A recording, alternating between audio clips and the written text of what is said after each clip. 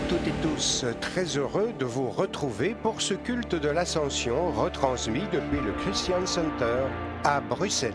Une église internationale, multiculturelle et intergénérationnelle dont la vision est triple.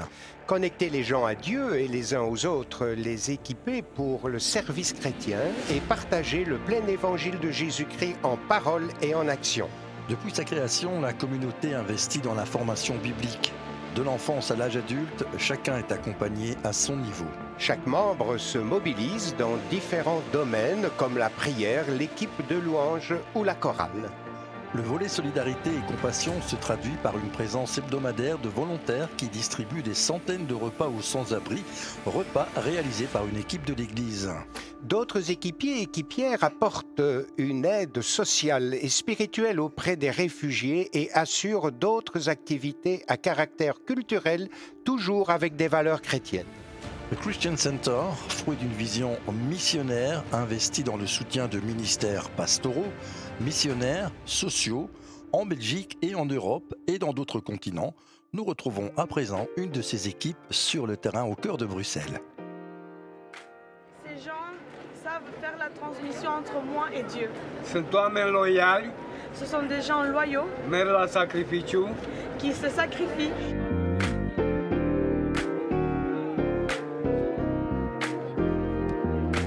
On vient ici chaque semaine. S'il pleut, s'il neige, s'il est un bon temps, on est toujours là. On a créé déjà une relation, très bonne relation avec tous les SDF, ils nous connaissent. Et quand on ne vient pas, ils sont toujours un petit peu embêtés. Oh, comment allez-vous? Pourquoi vous n'êtes pas venus?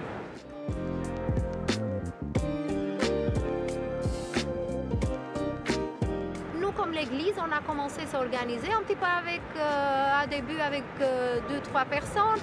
Après ces 2-3 personnes, il est devenu un grand groupe. Après ça, on a organisé tout le système de la nourriture conforme aux règles d'AFSCA. Et on a refait avec l'aide du Seigneur une nouvelle cuisine. Et voilà, on est ici, on continue toujours ici, même après 3 ans.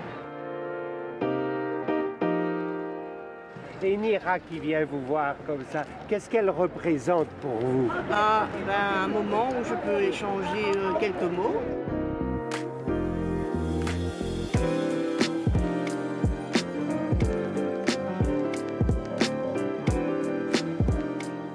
Quand Dieu il dit aidez les autres, aimez votre prochain comme vous-même, on a l'histoire de Bon Samaritain.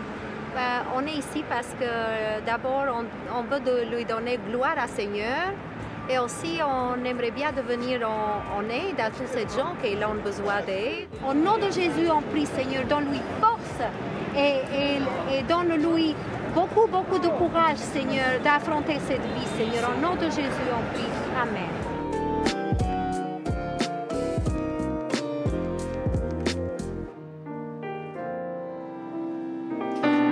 Nous entrons maintenant dans la salle de culte du Christian Center pour y vivre le culte de l'Ascension. Ce culte sera présidé par le pasteur Daniel Costanza. Au piano et à la direction du chœur, Antonella Costanza. À la guitare, Emmanuel Onwekwe. À la basse, Michael Joe. À la batterie, Jonathan Caruso. Au chant, Karina Caruso, Alina Frunza, Daphna Silbert, Caroline Ferraro, Paola Onga, Yuri Gittelson et Kevin Gonsalves participeront au déroulement de ce culte par des lectures et des témoignages.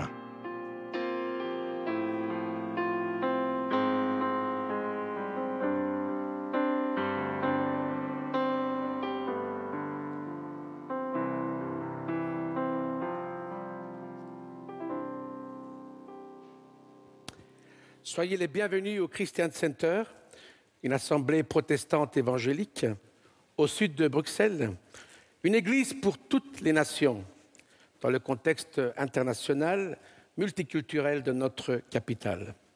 Frères et sœurs en Christ, vous qui êtes fidèles à ce lieu de culte, vous qui nous rejoignez pour cette célébration, et vous toutes et tous qui serez avec nous en communion grâce à l'équipe technique de la RTBF et les moyens de l'Eurovision, au nom de notre communauté internationale Christian Center, j'ai l'honneur de vous souhaiter la bienvenue et de vous saluer chaleureusement dans le nom de notre Seigneur Jésus-Christ.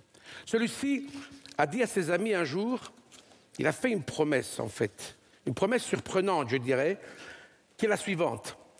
Là où 2 ou 3 sont rassemblés en mon nom, je serai présent au milieu d'eux. Et en effet, par son esprit, Jésus est présent parmi nous.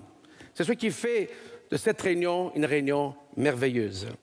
Avec reconnaissance pour son sacrifice à la croix, par lequel nous avons été pardonnés et sauvés, notre équipe de louanges va nous conduire dans un temps de célébration à sa gloire. Mais avant cela, je vous demande de vous lever et nous allons prier en invoquant la présence du Seigneur parmi nous. Merci encore d'incliner vos têtes en signe de votre révérence. Notre Père et notre Dieu, nous voulons te remercier pour ta bonté et ta fidélité qui a permis que dans cette ville internationale, Bruxelles, là où se croisent les nations du monde, ta parole de vie et de vérité soit annoncée et reçue. Merci pour la puissance du Saint-Esprit qui a permis à des centaines de personnes issues de tous milieux sociaux et de tant de nations d'expérimenter la nouvelle naissance en Jésus. Et cette puissance divine continue encore aujourd'hui à atteindre les cœurs brisés par la souffrance et à redonner l'espoir à ceux qui sont dans le désespoir. Nous sommes aujourd'hui les heureux témoins de ton action surnaturelle qui opère le miracle du salut pour tous ceux qui croient en Jésus. En ce jour, touche nos vies par ta présence et apporte la guérison, la délivrance et la restauration selon les besoins. Bénis ce culte pour la gloire de ton nom, en Jésus-Christ. Amen. Je vous invite à rester debout alors que nous entonnons ce chant à la gloire de Dieu.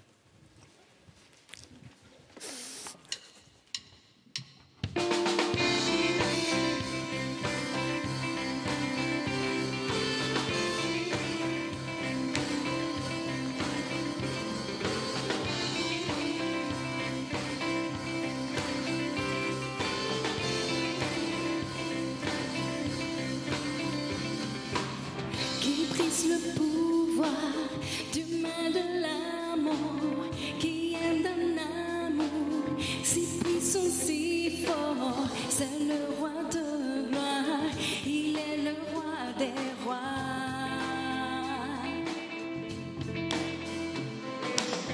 Qui secoue la terre par un saint tonnerre, qui nous émerveille par ton des mystères. C'est le roi de gloire, il est le roi des rois. Quelle grâce incomparable, quel amour infini, que tu aies pris ma croix, que tu sois mort pour moi, tu as payé le prix. Qu'enfin je sois libre. Oh, Jésus, je te chante pour ce que tu as fait. Amen.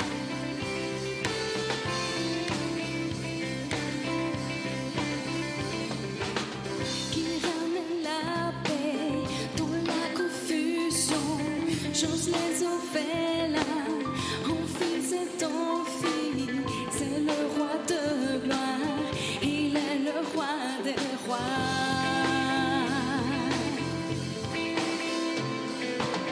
Qui règne sur les peuples dans la vérité, brille comme le soleil de tout son éclat. C'est le roi de gloire, il est le roi des rois.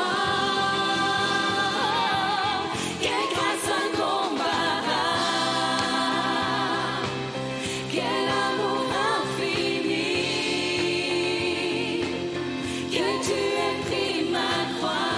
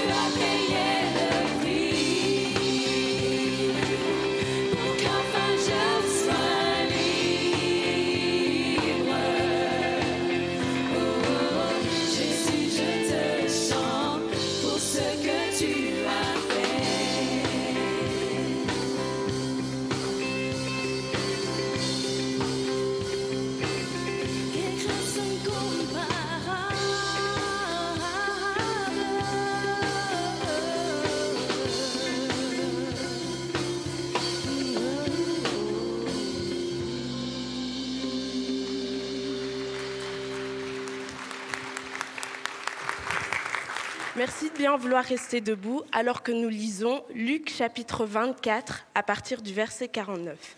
Jésus parle et il dit « Et voici, j'enverrai sur vous ce que mon Père a promis. Mais vous, restez dans la ville jusqu'à ce que vous soyez revêtus de la puissance d'en haut. » Il les conduisit jusque vers Béthanie et ayant levé les mains, il les bénit. Pendant qu'il les bénissait, il se sépara d'eux et fut enlevé au ciel. Pour eux, après l'avoir adoré, ils retournèrent à Jérusalem avec une grande joie, et ils étaient continuellement dans le temple, louant et bénissant Dieu. Le second passage que nous lisons se trouve dans le livre des Actes des Apôtres, chapitre 1, à partir du verset 6. Comme ils étaient réunis autour de lui, ils lui demandèrent « Seigneur, est-ce à ce moment-là que tu rendras le royaume à Israël ?» Il leur répondit « Il ne vous appartient pas de connaître les temps et les moments que le Père a fixés de sa propre autorité. Mais le Saint-Esprit descendra sur vous. Vous recevrez sa puissance et vous serez mes témoins à Jérusalem, dans toute la Judée et la Samarie et jusqu'au bout du monde. » Après ces mots, ils le virent s'élever dans les airs et un nuage le cacha à leur vue. Ils gardaient encore les yeux fixés au ciel pendant qu'ils s'éloignaient, quand 2 hommes vêtus de blanc se présentèrent devant eux et leur dirent « Hommes de Galilée, pourquoi restez-vous ainsi à regarder le ciel ? Ce Jésus qui a été enlevé au ciel du milieu de vous en redescendra un jour de la même manière que vous l'avez vu y monter. Amen. » Nous vous invitons à rester debout et de chanter avec nous pour ce second chant. Louons le Seigneur ensemble.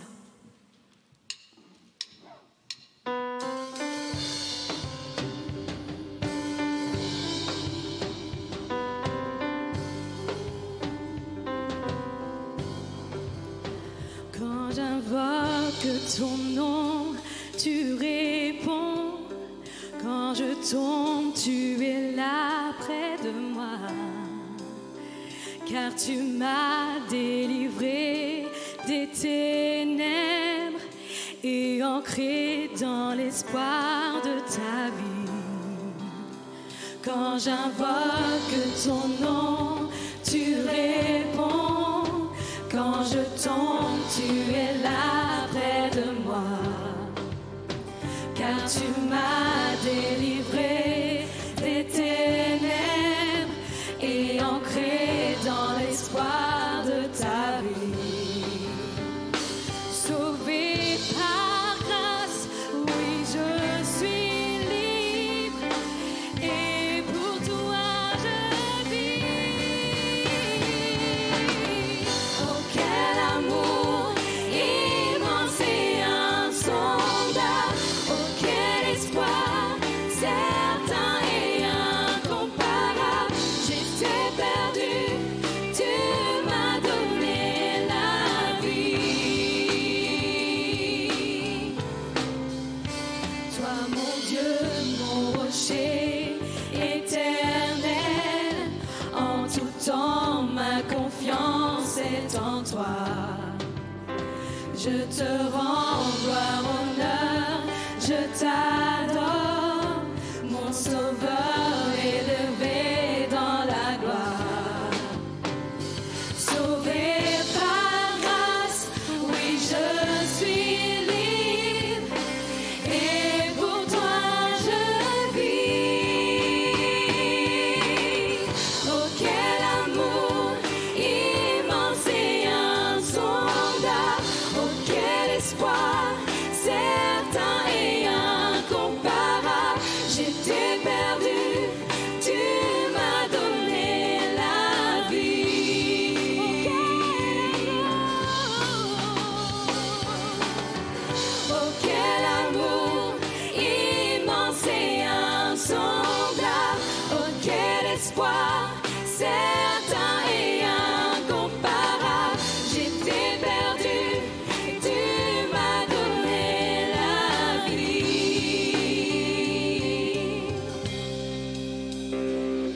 Amour venu sauver ma vie. Oh merci, j'étais aveugle, maintenant je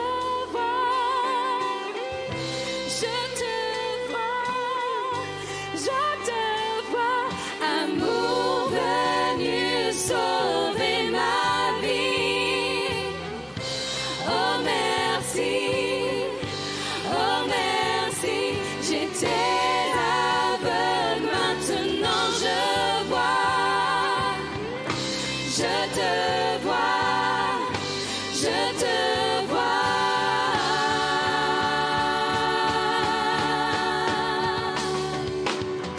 Oh, quel amour immense et insondable. Oh, quel espoir certain et incomparable. J'étais perdu, tu m'as donné la vie.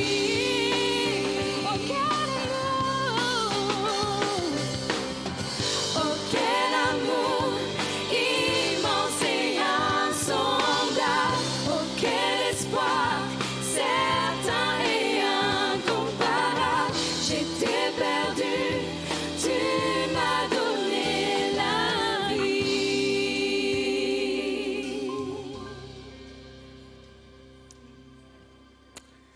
Gloire à Dieu. Est-ce qu'on peut dire amen à ces paroles? Prenez place. Dans les récits de l'Évangile, nous voyons toujours Jésus en action, en train de bénir les foules et tous les individus qui se sont approchés de lui. Son désir étant toujours de répondre aux besoins des individus en réponse à leur foi en lui. Encore aujourd'hui, 2000 ans après, Jésus agit et transforme des vies marquées par tant de problèmes. Et encouragé par Jésus lui-même à raconter ce qu'il a fait pour nous, nous allons proposer maintenant 2 courts témoignages qui vont certainement glorifier son nom et vous aider, nous aider à placer notre confiance en lui, quelle que soit votre situation.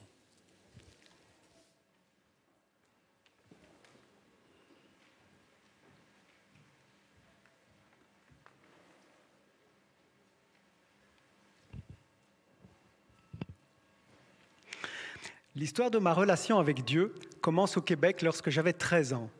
Lors d'un week-end organisé dans le cadre d'un stage sportif, je fus l'objet d'un abus sexuel, ce qui m'a amené à être très fâché avec Dieu et à m'éloigner donc de lui. Car à mes yeux, il n'avait pas pu me protéger de cette horrible agression. J'habitais seul avec mon père au Canada, loin de ma mère qui était restée en Belgique. Les années se sont écoulées et avec ce secret que je gardais au fond de mon cœur, sans avoir pu le partager avec les membres de ma famille.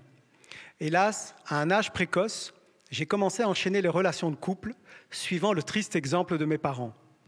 Ce style de vie donc a engendré une souffrance profonde, un grand sentiment de solitude, lié d'ailleurs aux multiples ruptures amoureuses, aux trahisons qui m'ont infligé des blessures et plongé dans le rejet et l'abandon. J'ai vécu mon adolescence entre délinquance, usage de drogue et séjour en prison. Après mon retour en Belgique, 20 ans plus tard, la rencontre avec une femme qui deviendra la mère de mon premier enfant. Ce qui m'obligea d'ailleurs à prendre mes pleines responsabilités en tant que père. Ce fut aussi le moment où je pris conscience que Dieu m'appelait à choisir d'arrêter de fumer la cigarette au risque d'en mourir. Je fus tellement frappé par sa présence que j'ai arrêté définitivement la consommation de tabac. Après 1 an, nous avons quitté la Belgique pour aller vivre au Canada avec notre second enfant. Et là, nous avons eu l'occasion de connaître la réalité de la communion fraternelle dans le cadre d'une église. Nous avons commencé à expérimenter la grâce du Seigneur au travers d'amis chrétiens qui ont été un soutien dans les défis rencontrés avec notre fils rebelle. Dans la même période, j'ai vécu une trahison de la part de mon ancien associé en affaires et meilleur ami d'enfance. Par cette épreuve, Dieu m'a appris à pratiquer la prière ainsi que le pardon. Hélas, après quelques années de vie en commun, notre couple s'étant séparé, j'ai enchaîné des expériences amoureuses douloureuses les unes après les autres, toujours dans cette quête d'un amour idéal. Ma descente aux enfers a continué. Ce serait d'ailleurs trop long de la décrire en détail. Encore une fois, de retour en Belgique et plus récemment en 2021, par le témoignage d'une personne chrétienne, j'ai été encouragé à redécouvrir le message de la Bible et à prier. D'autres épreuves ont suivi, dont le décès de mon père. Malgré une nouvelle période difficile, j'ai pu trouver un refuge aux côtés de Jésus et un soutien moral par la fréquentation des cultes. J'ai vite ressenti le désir de m'impliquer dans le service destiné aux sans-abri. Ayant expérimenté une transformation spirituelle par ma foi en Jésus-Christ, j'ai eu la joie de passer par les eaux du baptême chrétien ici au Christian Center. Je peux dire aujourd'hui que Dieu a changé mon cœur. Il a pansé mes blessures Et j'ai reçu son pardon. Il m'a libéré des mauvaises habitudes. En fait, toutes mes souffrances passées étaient le fruit d'une attitude complètement en désaccord avec les principes de l'Évangile. En Jésus, j'ai été relié au Père Céleste que j'attendais depuis longtemps. Et en lui, je vis aujourd'hui une joie profonde, une paix immense, ce qui me donne confiance dans tout ce que j'entreprends. Je me réveille chaque jour avec un cœur rempli de reconnaissance envers Dieu, qui a fait de moi une nouvelle créature. J'invite tous ceux qui aspirent à une vie nouvelle à découvrir la vraie et seule source d'amour intarissable, Dieu, le Créateur qui veut être également votre Père. Et je rends témoignage que Jésus-Christ vit en moi aujourd'hui. Amen.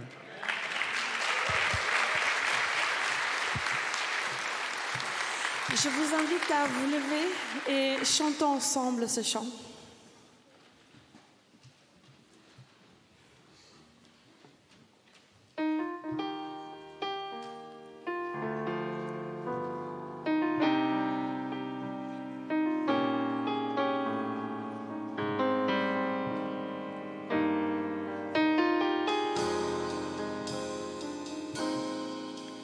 Quand je pense à toi, Seigneur, tu m'as sauvé, tu m'as relevé, tu m'as rempli de ton Saint-Esprit, tu m'as guéri de toutes mes blessures. Quand je pense à toi, Seigneur, la manière dont tu m'as relevé, tu as placé mes pieds sur un rocher. Quand je pense à toi, Seigneur, tu m'as sauvé, tu m'as relevé, tu m'as rempli de ton Saint-Esprit, tu m'as guéri de toutes mes blessures. Quand je pense à toi, Seigneur, la manière dont tu m'as transformé, tu as placé mes pieds sur un rocher. C'est pourquoi je veux crier Alléluia. Merci Jésus, tu es digne de gloire et honneur, de reconnaissance et de louange. C'est pourquoi je veux crier Alléluia. Merci Jésus, tu es digne de gloire et honneur, de reconnaissance et de louange. Quand je pense à toi, Seigneur, tu m'as sauvé, tu m'as relevé, tu m'as rempli de ton Saint-Esprit, tu m'as guéri de toutes mes blessures. Quand je pense à toi, Seigneur, la manière dont tu m'as transformé, tu as placé mes pieds sur un rocher. C'est pourquoi je veux crier Alléluia. Merci Jésus, tu es digne de gloire et honneur, de reconnaissance et de louange. C'est pourquoi je veux crier Alléluia. Merci Jésus, tu es digne de gloire et honneur, de reconnaissance et de louange. C'est pourquoi je veux crier Alléluia. Merci Jésus, tu es digne de gloire et honneur, de reconnaissance et de louange. C'est pourquoi je veux crier.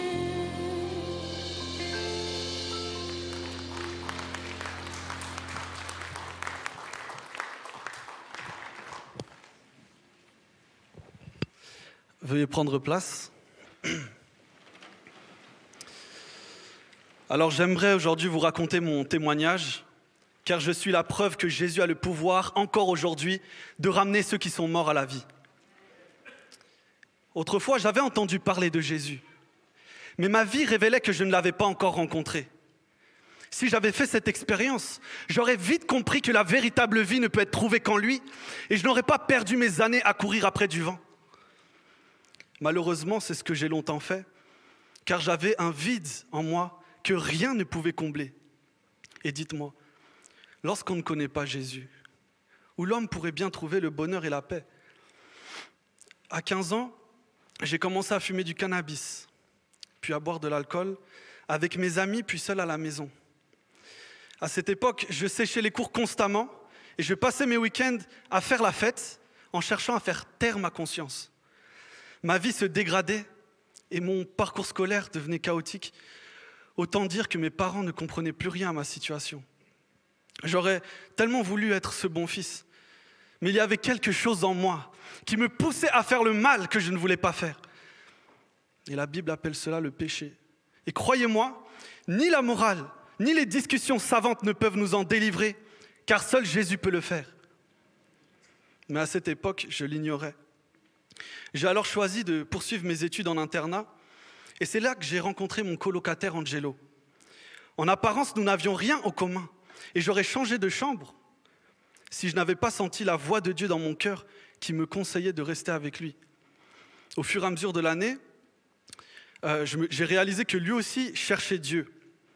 Mais à la fin de nos études, nos chemins se sont séparés. Peu de temps après, un ami très proche est mort du cancer. Et à ce moment-là, j'ai arrêté mes études car j'avais perdu toute motivation. La vie n'avait plus aucun sens. Je sortais toute la semaine, je recevais des amis à la maison. Et au réveil, je restais les volets fermés dans le noir me disant « Si seulement je pouvais faire un long sommeil, ne jamais me réveiller et oublier ma vie ». Un beau jour, Angelo m'a rappelé pour prendre de mes nouvelles. Et il m'a raconté qu'il était devenu chrétien. Il m'a proposé d'assister au culte le dimanche suivant et j'ai accepté son invitation, joyeux de faire ce premier pas vers Dieu. En allant au culte, le Seigneur a utilisé Angelo pour me faire comprendre quelque chose. Si je souhaitais marcher avec Dieu sur le chemin du salut, il fallait nécessairement que l'orientation de ma vie connaisse un changement radical. Alors j'ai dit à Dieu, « Seigneur, j'accepte que tu puisses me changer. Pour te montrer ma bonne volonté, je vais m'occuper de ce qui est en mon pouvoir. Et je te fais confiance, Dieu, pour changer ce que toi seul tu peux changer. » Toutes ces années, j'avais laissé l'esprit de ce monde remplir mon cœur de sa confusion, au point où je n'étais presque plus en mesure de reconnaître la voix de mon Sauveur Jésus. Mais lorsque je lui ai permis de faire le grand nettoyage dans ma vie, sa voix d'amour se mit à retentir encore plus fort en moi. Oh, comme Jésus est bon! Malgré toutes ces années, à lui fermer la porte de mon cœur, son désir d'y entrer n'avait pas changé.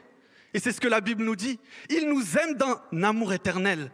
C'est pourquoi nous, les chrétiens, des pécheurs sauvés par grâce, nous l'aimons en retour. Reprenons. Jésus avait gagné mon cœur. Mais malgré ma bonne volonté, je restais esclave de mes vices.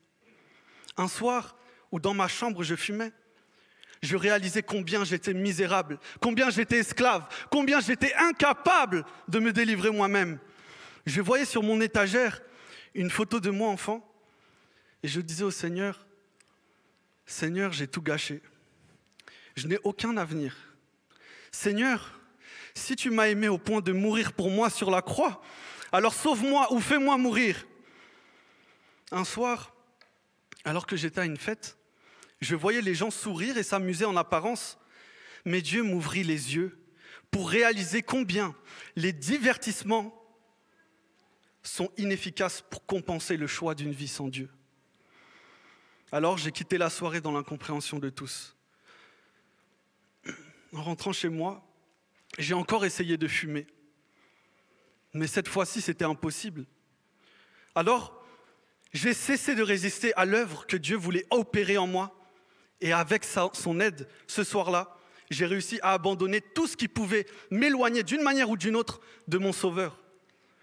J'ai abandonné ma vie de péché et de destruction, tandis que Jésus m'a donné une vie de paix et de joie avec lui. Jésus m'a donné sa vie. Alléluia. Et ce qui est merveilleux, c'est que cette vie avec lui qui commence aujourd'hui se poursuivra jusque dans l'éternité, car Jésus est ressuscité. Alléluia. Amen.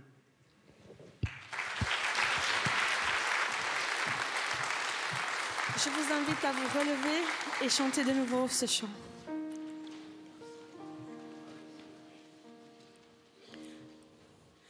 Quand je pense à toi, Seigneur, tu m'as sauvé, tu m'as relevé, tu m'as rempli de ton Saint-Esprit, tu m'as guéri de toutes mes blessures. Quand je pense à toi, Seigneur, la manière dont tu m'as relevé, tu as transféré mes pieds sur un rocher.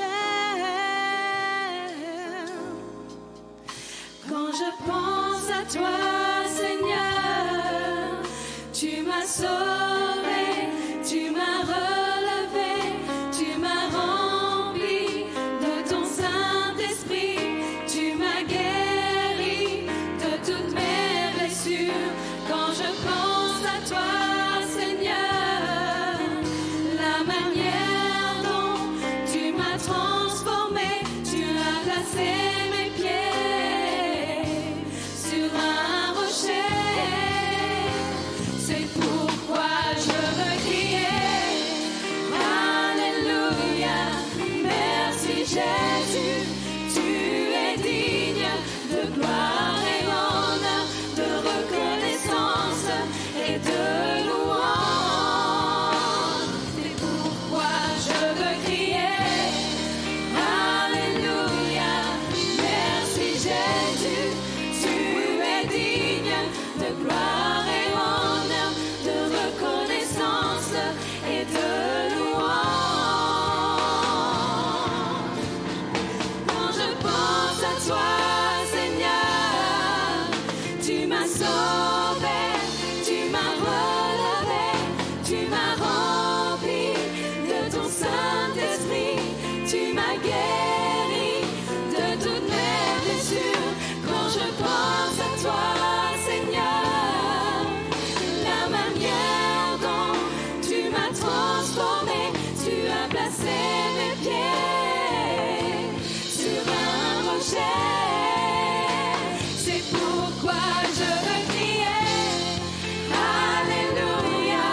Merci Jésus, tu es digne de gloire et honneur, de reconnaissance et de louange. C'est pourquoi je veux crier.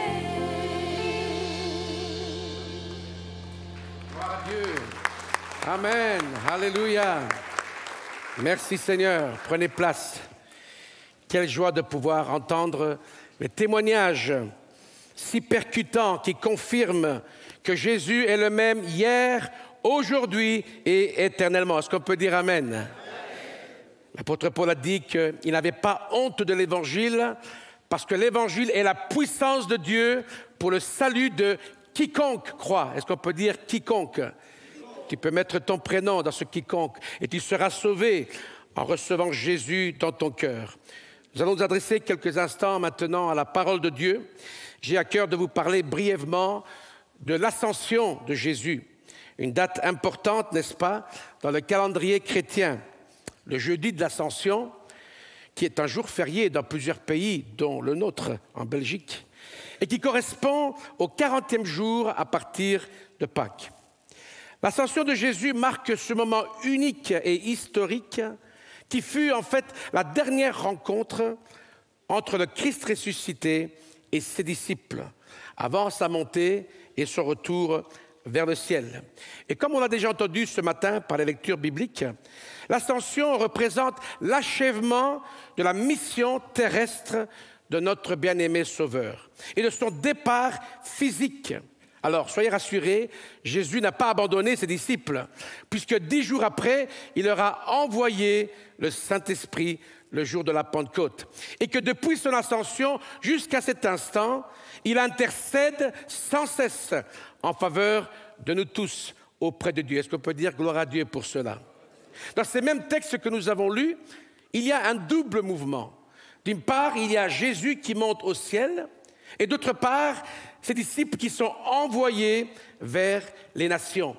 En fait, l'ascension marque le début de la mission chrétienne, qui est notre mission. C'est notre raison d'être.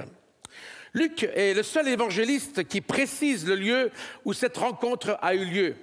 Béthanie, un petit village pas loin de Jérusalem, au pied du mont des Oliviers.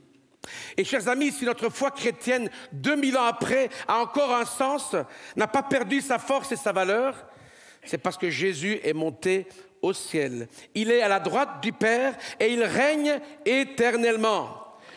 Son ascension représente donc l'apogée même de sa mission, de son œuvre extraordinaire. En effet, l'ascension scelle l'œuvre extraordinaire unique en son genre que Jésus a achevée après sa mort et sa résurrection. C'est en quelque sorte le sacre du serviteur de l'Éternel qu'il a été pour chacun de nous, pour nous permettre d'être sauvés éternellement. L'ascension a été un véritable couronnement qui lui confère toute l'autorité sur la création. Sans l'ascension de Jésus au ciel, l'Évangile ne serait pas complet.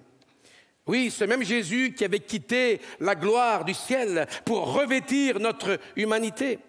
La parole faite chair qui a habité un temps parmi nous était maintenant de retour dans sa gloire céleste. Imaginons pour l'instant la fête au ciel, car c'était mission accomplie pour celui qui était devenu maintenant le garant de notre salut éternel. Du coup, l'ascension marque aussi le lancement en orbite d'un nouveau peuple. Un peuple acheté à grand prix, le sang de Jésus-Christ. Un peuple formé des disciples qui ont choisi de le suivre. Cet ensemble que nous appelons l'Église, le corps spirituel du Christ glorifié. Ce corps qui est appelé à le représenter sur la terre et dont nous faisons partie.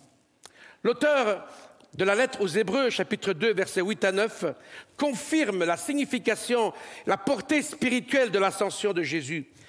Il dit en effet, celui qui a été abaissé pour un peu de temps au-dessous des anges, Jésus, nous le voyons couronné de gloire et d'honneur à cause de la mort qu'il a soufferte.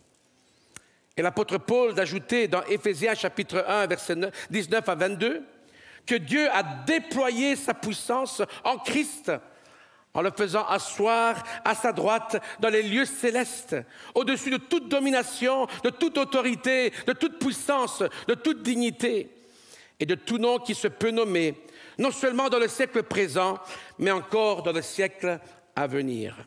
Il a mis tout sous ses pieds et il l'a donné pour chef suprême à l'Église. Gloire à Dieu. J'aimerais donc revenir au texte initial dans l'évangile de Luc. Et j'aimerais souligner 3 vérités très importantes. La première, au verset 50, nous voyons que Jésus accomplit un geste symbolique. Jésus lève ses mains et il bénit ses disciples. Dans ce geste symbolique, il y a tout un message. Ce geste a dû certainement rester gravé dans la mémoire de ses disciples. N'est-il pas vrai que le souvenir du dernier geste d'une personne que nous aimons est toujours le plus fort? Il vaut plus que 1000 mots. Jésus donc quitte ses disciples avec ce geste de bénédiction. Et pour ces disciples qui étaient issus de la culture religieuse juive, ce geste devait leur rappeler la fonction du grand prêtre dans le temple. Car seul le grand prêtre était habilité, dans l'Ancienne Alliance, à bénir le peuple de Dieu. Oui, Jésus-Christ est maintenant notre souverain grand prêtre, le seul apte à communiquer sa bénédiction divine. Est-ce qu'on peut dire amen ce matin? Et Paul dira qu'en Christ, le Père nous a bénis dans les lieux célestes de toutes les bénédictions spirituelles. L'ascension donc marque cette effusion extraordinaire de la grâce de Dieu sur l'humanité. Cette grâce qui continue à être disponible encore ce matin par son Esprit en nous. Et nous qui l'avons reçu comme Sauveur et Seigneur, nous sommes au bénéfice de cette même bénédiction. Ce soir, ce matin, Jésus veut nous bénir. Encore aujourd'hui, il désire transmettre sa faveur divine à tous ceux qui croient en lui. Il suffit simplement d'un acte de foi, d'une expression personnelle de confiance en lui. Et aujourd'hui, vous pouvez recevoir cette bénédiction de pardon, d'amour et de miséricorde. Le deuxième point que j'aimerais souligner se trouve au verset 51, qui nous met devant une scène que j'appellerais majestueuse. Jésus est reçu au ciel. Dans Acte 1, verset 9, il nous est dit que Jésus, après avoir promis la puissance du Saint-Esprit à ses disciples, il fut élevé pendant qu'ils le regardaient, et une nuée le déroba à leurs yeux. Savez-vous, les disciples n'étaient pas en train de rêver. Ils étaient témoins oculaires d'un moment majestueux, qui n'était pas sans rappeler un autre nuage. Le nuage qui, dans l'Ancien Testament, souvent accompagnait le peuple de Dieu et qui était le symbole même de la présence glorieuse de Dieu, en hébreu, la Shekinah. Oui, Jésus entrait dans cette dimension de la majesté divine. C'était une véritable réception royale dont il était l'objet. Il accédait à la droite du Père, symbole d'autorité divine, d'où il exerce encore maintenant son ministère. Rappelez-vous Étienne, premier martyr de l'Église chrétienne, qui, rempli du Saint-Esprit et fixant les regards vers le ciel, il a vu la gloire de Dieu et Jésus debout à la droite de Dieu. Imaginez pour quelques instants ces disciples qui auparavant avaient assisté à la crucifixion de ce même Jésus, humilié, maltraité, cloué sur une infâme croix, entre deux malfaiteurs, méprisé et rejeté par ses contemporains. Ils l'avaient, 3 jours plus tard, retrouvé après sa résurrection. Et maintenant, ils peuvent le contempler dans sa majestueuse ascension. Quel moment extraordinaire! Et en glorifiant son Fils, Dieu le Père déclarait de manière solennelle et universelle que l'œuvre de Christ était complète, finale et validée. C'était donc la garantie de notre salut. Ce matin, je peux dire, tu peux dire en Christ, je suis sauvé pour l'éternité. Par cette œuvre de réconciliation, Jésus est le seul médiateur entre Dieu et l'être humain. Il est le seul qui a été accrédité par Dieu le Père, le seul qui puisse nous pardonner, nous défendre contre les accusations de notre ennemi, le diable. Et 2000 ans après, Jésus reste le grand berger de nos âmes, celui qui bâtit son Église, qui protège son Église et qui en assure la victoire définitive. Chers amis, ce matin, nous sommes en sécurité entre les mains de Jésus. Il prépare pour nous des demeures dans la maison du Père. Il nous a donné son esprit. Nous ne sommes pas orphelins ce matin. Nous sommes en sa présence. Et il a dit avant de quitter cette terre, « Je suis avec vous jusqu'à la fin des jours. » Oui, donc il faut comprendre que tous ces bienfaits que j'ai énumérés sont le résultat de l'ascension de notre Sauveur et Seigneur. Enfin, une troisième considération. Dans les versets 52-53 du même récit que Luc nous donne, nous pouvons remarquer que l'ascension a également marqué un nouveau départ pour les disciples. Car après l'avoir adoré, ils retournèrent à Jérusalem avec une grande joie. Et ils étaient continuellement dans le temple, louant et bénissant Dieu.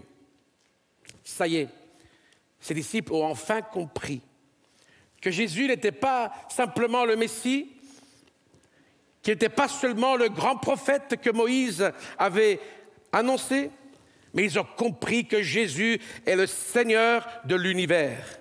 Ils ont compris qu'il est Dieu incarné. Et par leur adoration, les disciples reconnaissent que Jésus est digne en tant que Dieu d'être adoré. Et c'est étonnant, le départ de Jésus, qui autrefois aurait pu être la source de tristesse, cette fois, son départ vers le ciel est source d'une grande joie. Comment l'expliquer? Eh bien, tout simplement parce qu'ils ont compris à qui ils ont affaire. Ils savent que ce n'est pas fini, mais que Jésus est remonté au ciel, et du ciel, il dirige son Église, il envoie ses disciples. Ils ont compris enfin son identité singulière.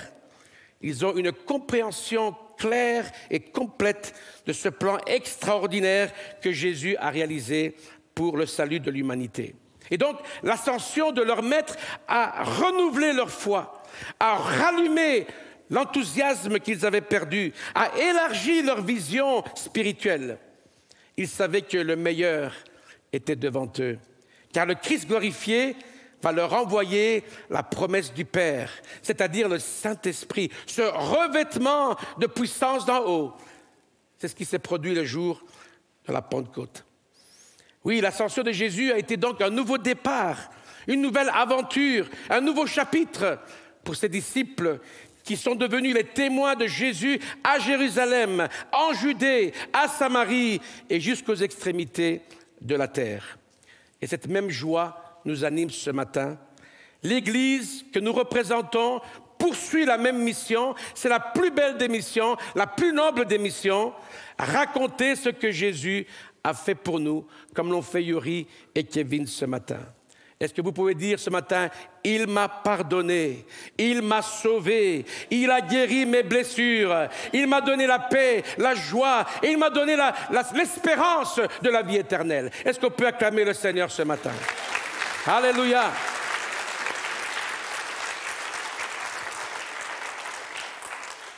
Et le Seigneur glorifié a envoyé ses disciples pour communiquer cette bonne nouvelle à leur génération. Et maintenant, il nous incombe de faire la même chose, faire connaître à notre génération, par tous les moyens possibles, y compris ce culte qui est diffusé à la télévision, que Jésus seul est le chemin, la vérité et la vie. Et comme ce fut le cas pour les disciples en ce jour de l'Ascension, Jésus veut nous donner ce matin un nouvel élan. Je ne sais pas comment se passe votre vie en ce moment, mais je crois que le Seigneur veut vous communiquer une nouvelle force, une nouvelle dynamique. Et il nous invite tous ce matin à lever les yeux vers lui pour contempler sa souveraineté. Le monde va mal. La situation sur le plan politique, économique et social est loin d'être brillante. Mais Jésus est avec nous. Il est vivant. Il est le Seigneur. Il est au contrôle de toute situation de nos vies. Alléluia. Nous sommes en sécurité. Gloire à son nom. Et par son ascension, il nous transmet 4 charges importantes. Il nous transmet la mission d'être ses témoins au XXIe siècle. Il nous confie la tâche d'annoncer son évangile, seul message d'espoir. Il nous accorde la même puissance surnaturelle du Saint-Esprit. Et il nous donne sa bénédiction. Par la foi, je vois Jésus lever ses mains sur nous ce matin. Il veut bénir son peuple, il veut bénir son Église. Alors, levons-nous avec force, avec enthousiasme et accomplissons la tâche de l'évangélisation avec l'assurance que Jésus règne à jamais. Parce que Dieu le Père a élevé Jésus à la plus haute place et lui a donné le nom qui est au-dessus de tous les noms, afin que tout être humain sur la terre plie le genou et confesse que Jésus-Christ est Seigneur, à la gloire de Dieu le Père. Alors, à l'instar des premiers disciples, nous voulons nous joindre aux multitudes de chrétiens au fil des siècles et encore aujourd'hui qui confessent le nom de Jésus, qui l'adorent en esprit et en vérité et qui sont dans la joie de le suivre. Non, ce n'est pas une religion que nous proposons. Nous voulons simplement offrir Jésus à un monde qui est vraiment en détresse. Et ce même Jésus que les disciples ont vu monter au ciel, la parole de Dieu nous dit, dans le livre des Actes que nous avons lu ce matin, que lorsque les disciples avaient le regard fixé vers le ciel, pendant que Jésus s'en allait, voici 2 hommes vêtus de blanc leur apparurent et dirent « Hommes galiléens, pourquoi vous arrêtez-vous à regarder au ciel? Ce Jésus, et pas un autre, le même Jésus qui a été enlevé au ciel du milieu de vous, viendra de la même manière que vous l'avez vu allant au ciel. » Est-ce que cela représente notre bienheureuse espérance? C'est la seule espérance. Jésus revient pour son Église. Et donc l'ascension de Jésus nous propulse dans un merveilleux avenir lorsque nous serons à jamais réunis avec tous ceux qui nous ont précédés et qui ont accompli la volonté de Dieu. Et nous serons surtout réunis aux pieds de Jésus-Christ, celui qui a donné sa vie, dont le sang a coulé, afin que nous puissions devenir son peuple. Oh, que cette espérance puisse combler nos cœurs de joie, d'une grande joie, alors que nous poursuivons notre marche quotidienne avec lui et par la foi. Je vous invite à vous lever à nouveau avec moi et à vous joindre à notre équipe de louanges pour vraiment célébrer cette grâce incomparable, cet amour infini que Dieu a révélé à nous tous en Jésus-Christ, et qui encore ce matin est disponible pour tous ceux qui ne le connaissent pas.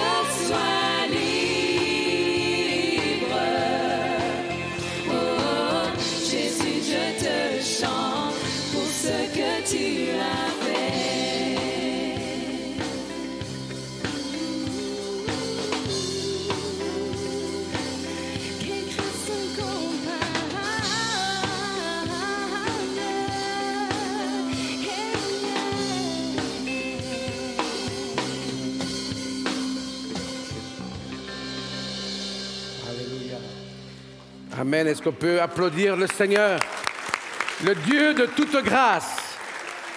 Et ce matin, il veut visiter vos cœurs et vous accorder sa paix et sa joie. Merci de vous incliner devant le Seigneur alors que nous prions ensemble. Notre Père, merci pour ta parole ce matin, source d'encouragement pour nous tous. En ces temps troublés, puissent nos vies être ancrées dans ta vérité, seul fondement inébranlable. Merci de nous avoir donné ton Fils Jésus, celui qui est venu pour mourir à notre place et nous justifier devant le Père. Merci pour le don de ton Esprit, Seigneur, pour cette œuvre extraordinaire qui a donné à chacun des croyants une nouvelle destinée et qui a fait de nous des nouvelles personnes réconciliées avec toi. Ce matin, merci pour la paix que tu nous donnes dans les tempêtes de la vie.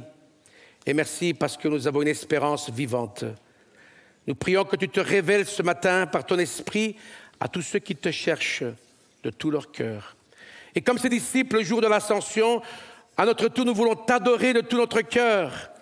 Et nous recevons ta bénédiction dans le nom tout-puissant de ton Fils Jésus. Et tout le monde répond. Amen. Amen. Amen. Alléluia. En guise de conclusion, j'aimerais prononcer la bénédiction que Dieu a enseignée à son peuple et que nous lisons dans le livre des Nombres, chapitre 6, versets 23 à 24. Elle s'applique à nous tous, parce qu'en Christ, nous sommes tous bénis. Et nous voulons aussi l'adresser à nos amis qui nous suivent derrière l'écran en Belgique et à l'étranger. L'Éternel te bénisse et qu'il te garde. Que l'Éternel fasse luire sa face sur toi et qu'il t'accorde sa grâce. Que l'Éternel tourne sa face vers toi et qu'il te donne la paix. Depuis Bruxelles, puis le Christian Center, en tant que famille spirituelle, nous recevons la bénédiction de l'Éternel dans nos vies et dans nos familles. Que Dieu vous bénisse. Nous allons maintenant clôturer ce culte avec un chant que nous voulons vraiment entonner, basé sur la même bénédiction que nous venons de prononcer.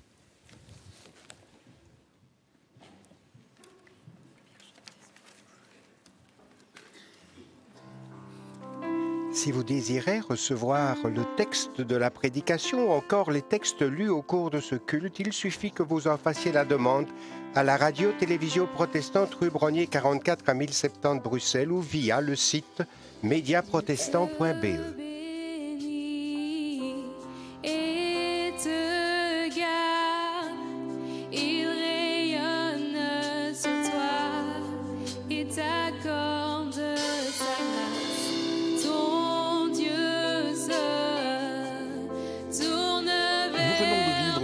Protestant célébré en l'église protestante évangélique et internationale Christian Center à Rhodes Saint-Genèse.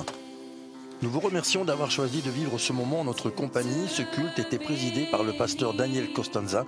L'équipe de louange était dirigée par Antonella Costanza. Merci à l'équipe technique de la RTBF d'avoir assuré la production et la réalisation de ce culte. C'était Fabien Ruel et Georges Connon aux commentaires. Nous vous souhaitons un beau et agréable dimanche. Au revoir.